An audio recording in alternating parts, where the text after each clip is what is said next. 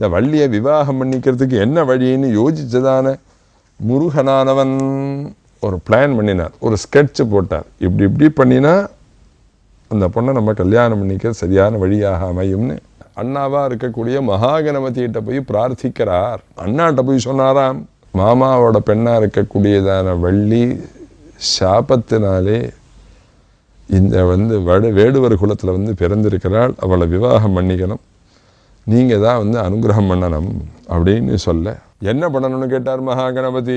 ஒரு ஸ்கெட்சு போட்டுண்டார். என்ன ஸ்கெட்சு போட்டுண்டார்னு ஸ்காந்தத்தில் இந்த ஜெயந்திபுர மகாத்மியத்திலே இருக்குது. என்னென்னாள், அது ஒரு காடு, அந்த காடில் நிற்கிறாள். அந்த காடில் அவளே பயந்த சுவாபாவிகமாக உள்ள பெண்ணாக இருக்காள். அவளை இன்னும் பயப்படக்கூடிய லெவலில் நீங்கள் ஒரு பெரிய கஜமாக அவளை பயமுறுத்தினீர்களே, ஆனால் அவள் பயந்து என்னிடம் வருவாள், நான் அவளை விவாகம் செய்து கொள்வேன் அப்படின்னு ஒரு ஸ்கெட்சு போட்டு கொடுக்குறார்.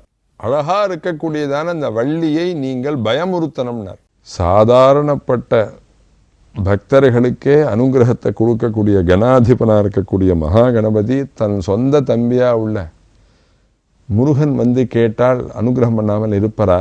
கவலையே படாத, நான் நானே உனக்கு அந்த வள்ளியை விவாகம் பண்ணி கொடுக்குறேன்னு முருகனுக்கு மகாகணபதி அனுகிரகம் பண்ணினார்.